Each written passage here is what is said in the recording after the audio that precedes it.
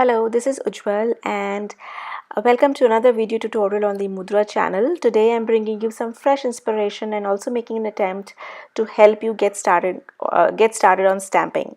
So if you are new to stamping, you might often find it intimidating to stamp directly on the card base and create those one layer cards. It can, if you don't get it right the first time, it might be difficult to salvage the base of your card.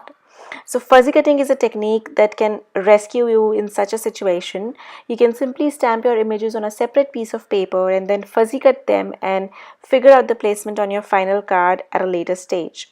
So today I will be using this fun stamp called Beach Fun, and I have some scrap pieces of paper here. I had die cut a few hearts out a couple of days ago, and I had some leftovers, and I just hate wasting my paper, so I often use it for such things, and I often stamp my images and then color them and keep them aside for later use.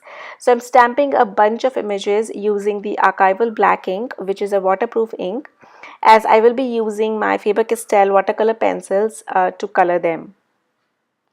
Again, watercolor pencils is a great way to color such small images because they give you more control rather than a brush and the regular watercolors. So I will just quickly go ahead and color in all of my images.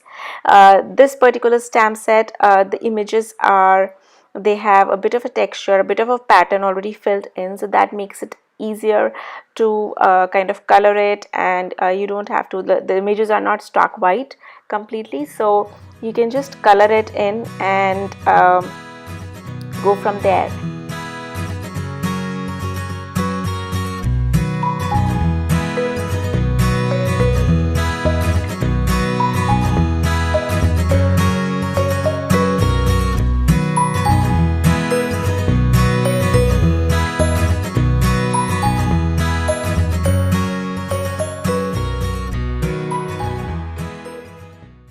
Next, I'm going to take a water brush. I'm using a Sakura Koi medium size water brush, but in case you don't have a water brush, you can always use a regular paint brush and some clean water. So basically how a water brush works is it has a little tube at the end which is filled with water, and when I press down, that water releases into the nib or the brush part of the water brush. The bristles are silicone, so they are easier to handle than the regular bristles of the brush, and I have been using this for quite long now, and I'm quite used to it. So you will see me use a water brush often on my cards and projects, but it is definitely optional. Also, when you are using your water brush over the colors, make sure you clean your brush each time you switch to a different color. That way your colors won't get contaminated. So when I'm doing an orange, I'll do all the orange at once, then I'll clean my brush, and then I'll move on to the next color. This is an easier way to kind of keep your colors clean and don't contaminate them.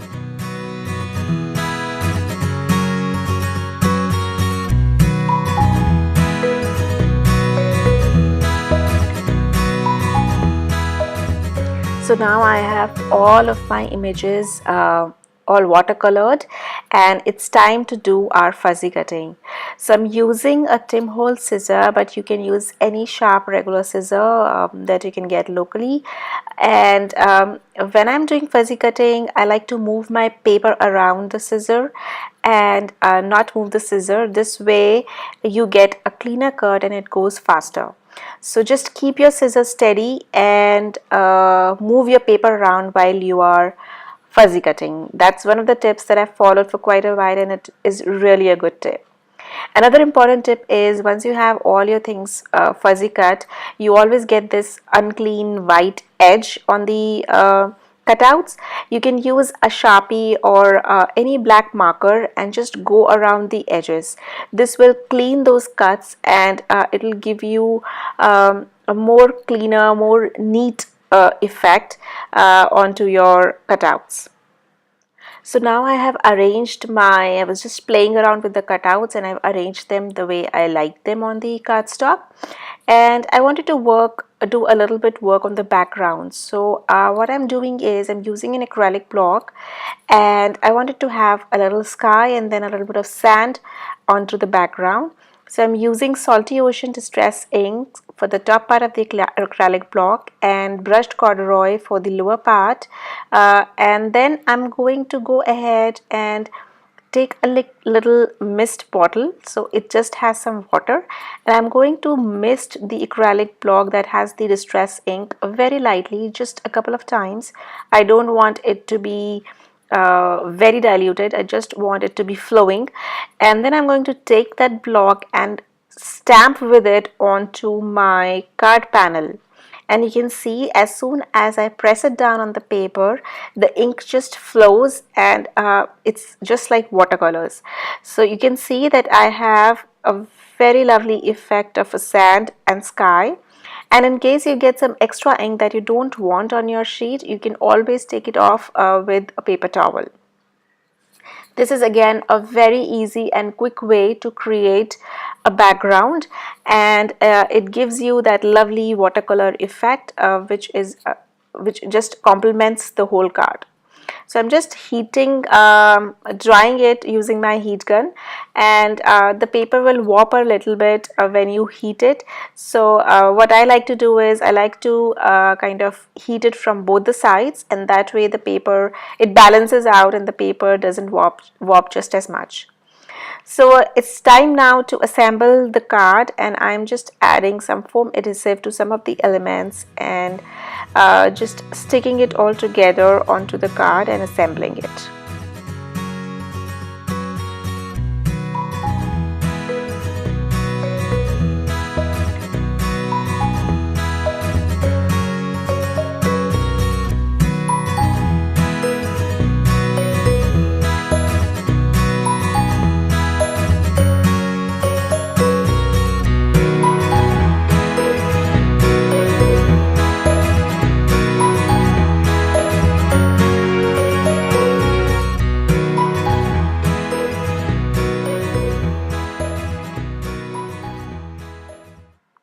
So for the clouds, there was a little swirl on the bottom of it that that I was unable to cut out when I was cutting the clouds, but it was really bothering me and making the cloud look incomplete. So I decided to stamp it first, and then I stuck the one that I cut out on top of it. So that way I got to retain that little swirl as well onto the card.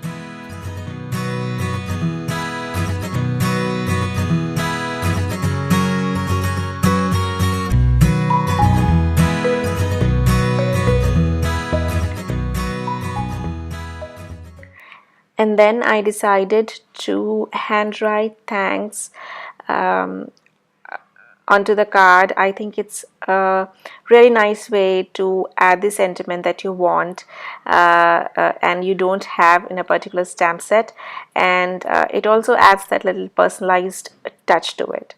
And then I adhered the whole panel using foam tape onto the card base, and there you have it, a cute little card that's all ready to go. I also like to stamp the insides of my cards sometimes, and I found this perfect sentiment that says thank you for being the sunshine in my life, and I thought it went really well with the whole card. So don't be afraid to look through your stamps and just find something that suits the card that you have on hand. So I hope you enjoyed watching this tutorial, and you will create something using the techniques that I shared today and share with us on our Facebook page. We have a Facebook page. I'll leave a link on the blog as well as in the description below. Also, all the supplies that I used in this card are listed, so feel free to check them out and purchase them if you like them. Thank you so much for watching today, and have a great day.